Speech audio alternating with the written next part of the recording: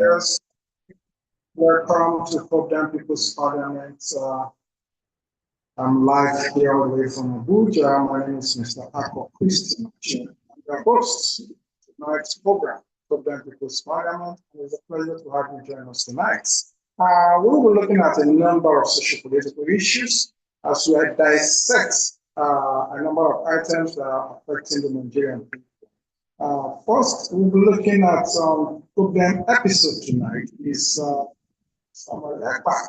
Samuel Ekpa has been found wanting Finland for sponsorship of terrorism. And of course, he has been sentenced to 6 years in jail. That was a breaking headline that we got yesterday. Samuel Ekpa sentenced to 6 years in prison over terrorism charge, tax violation.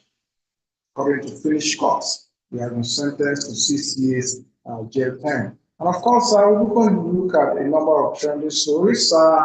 We thought we are done with the era of Kwams, and of course, we haven't done yet because there's another drama that unfolded at the Enugu airport, where Kwam 3 was bundled out of aircraft in Enugu. That's a serious concern. Of course, the civil aviation officials noted that the passenger refused to turn off his phone when he was demanded to do so before they embark on their flights. And this has become a very serious concern where passengers are refusing to turn off their phones. And the civil aviation industry making a case that Nigerian aircraft are not compatible with the flight mode that seems to be the excuse for passengers. And of course, for the safety of everyone, passengers are advised to turn off their phones during flights. And number two, on today's trending story, we have the NSA. The NSA pays monthly allowances to terrorists. This allegation is coming from Malam Nasir El-Rufai. Of course, Malam Nasir El-Rufai was a staunch APC member, national executive member for that matter. He was a stakeholder in the APC, and he understands the inner workings of the APC. For him now to come out and make this blunt revelation, because I'm very sure that he knows what he's saying. And it's been a huge slap on the face of Nigeria that we'll be having a government that harbors criminals and even went direct to pay monthly allowances through the office of the NSA, National Security Advisor.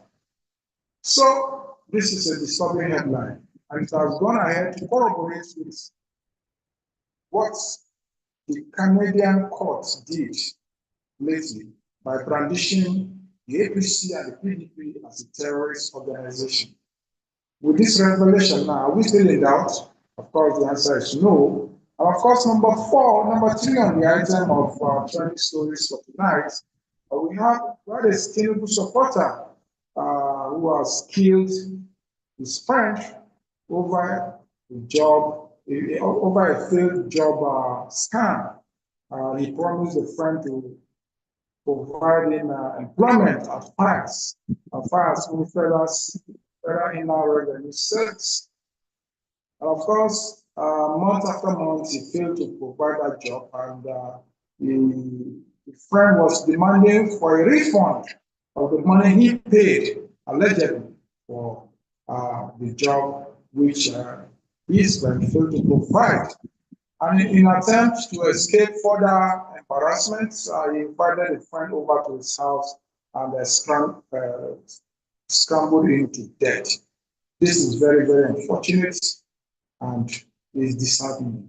It goes a long way to further expose the hardship in this terrible administration. How the hardship has hardened the hearts of Nigeria. How can a fellow human being terminate the life of another over death? It's very, very, very unfortunate in this land. Number 4 on the item tonight, we're looking at Liverpool signs Alexander Isak on a 6-year deal. Alexander Isak, we are made to understand he was before now a Newcastle player. And of course, he placed a demand for his transfer to Liverpool. And the club tried to deprive him of the move. But he went into private protests, describing the situation of not being comfortable to continue with Newcastle United, forcing his move to Liverpool. The move that saw Liverpool breaking the banks of English Premier League transfer record, splashing £120 million to sign Alexander Isak. 6 years deal. So congratulations to Alexander Isak. Congratulations to the fans of Liverpool for having a plus on their ranks. And of course, he'll be donning the number 9 jersey for the club in the record signing. Congratulations. Look up to having a very wonderful season ahead. And of course, Liverpool is the defending champion. It's the defending champion of the Premier League season that just passed. Looking forward to having yet another exciting Premier League season. As the campaign already started with a very bright news. We'll be going back to history tonight, which is Ekpa has been accused of sponsorship of terrorism in southeastern Nigeria. This situation has worsened over the year as the leader, Nnamdi Kanu, has remained behind bars. The DSS custody is trial at Federal High Court. This situation has created the continuing incarceration of Nnamdi Kanu at the Federal High Court has created a vacuum in leadership, which led to the smooth emergence of some Ekpa as the self-acclaimed Minister of the Homeland Security of Biafra, leading to a massive insecurity crisis in the in the eastern region of Nigeria. This situation has led to what they best describe as sit-at-home policy in protest of the continuing incarceration of Nnamdi Kanu. Nnamdi Kanu has come out severally to debunk by anyone who is enforcing sit-at-home is not a member of IPOB. Of course, some Ekpa has insisted that there must be sit-at-home until Nnamdi Kanu is released. And so this led to continual bloodshed, continual splitting of different armed groups in the southeastern region, due to ESN and several other groups who claim to stand for the ideology of IPOB leader Nnamdi Kanu, as they hide under that to continue to commit crime against humanity in their respective states across the southeastern region. Now, this is very key problem to the southeastern states. Of course, the Igbos are known for their economic adventure. They are known for their businesses, and in a situation where Mondays are meant to sit at home without engaging in economic activities, has so far crippled all forms of economic life in the southeastern region, leading to one-time loss of income, loss of lives, and complete insecurity situation in the southeast. This situation has not been able to be handled by the security agents of the country, as there have been continual uprising in the southeastern region, particularly on Mondays, where citizens are forced to remain at home indoors without coming. This is a very sad development.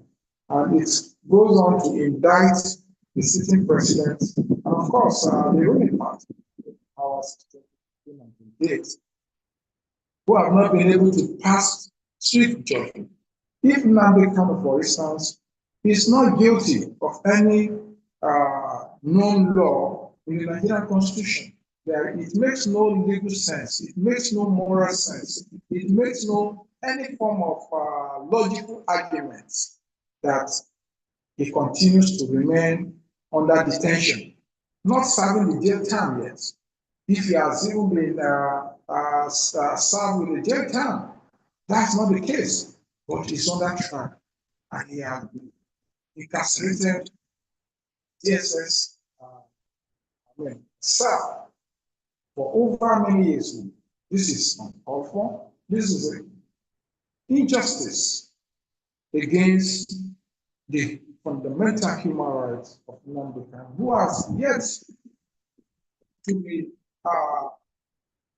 found wanting in breaking any law yet under detention.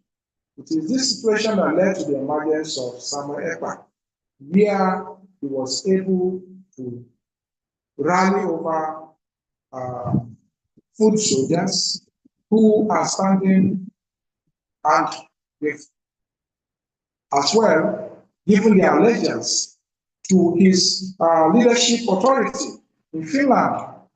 He sits in Finland, in a country where there is no insecurity, but busy fueling insecurity in the southeastern region, destabilizing businesses, leading to quantum loss of lives and property.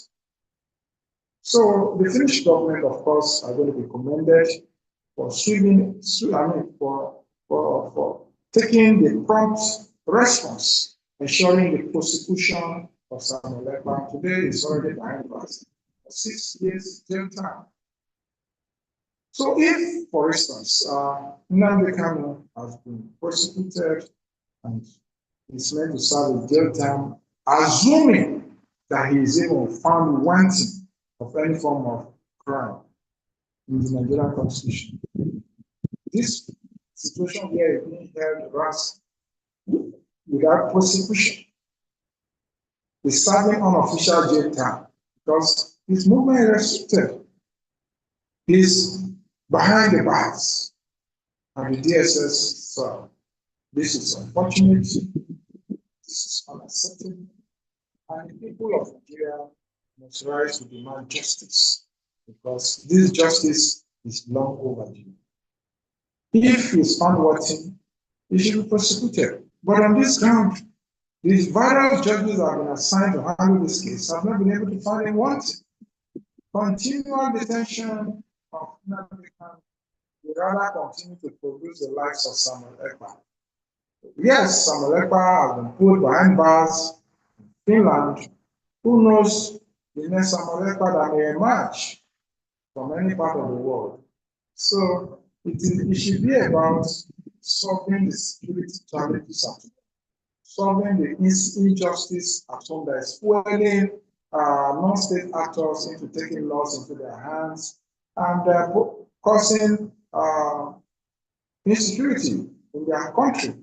Of course, if the country is working well, where there is justice, there's equity, fairness, there will be no agitation. But lack of justice, lack of equity, lack of fairness often fuel all forms of agitation across the country. Take, for instance, the presidency of the country. No Southeastern politician has ever become the #1 citizen of this country since 1999 till date. There has been no Igbo president. That's for the Southeastern region. Come to the North Central, otherwise known as the Middle Belt. There has never been anyone that come out and emerge as a presidential candidate in the North Central, which of course is the powerhouse of the country. Abuja is sitting directly in the middle of the North Central, in the Middle Belt. There have been no any presidential politician in the North Central since 1999 till date. The same goes for vice presidential ticket. This northwest, north south of the thing is really, really disturbing and it's an injustice. There has to be a genuine discussion around the table to solve this insecurity situation heads on. And by solving it, it has to do with nipping injustice in the bud. All forms of injustice done against every section, every segment of this country have to be put on the table and be discussed in order to end all forms of insecurity in Nigeria. We need to have a harmonious country that is built on trust, built on justice, built on equity, fairness, built on character, capacity, competency. These are the things that should form the basis of leadership in this country. Ladies and gentlemen, we'll be having discussion around Program People's Parliament. Here we have diverse views of individuals, audience who have joined to take part in the discussion. Tonight, we are here to record a number of guests who are finding it difficult to join the program, but then we'll be able to have a detailed discussion on the topic until I come your way another day. For me, it is good night and have a lovely evening. Look forward to a country where justice, fairness, reign supreme. Thank you and have a lovely evening. Goodbye. Bye-bye.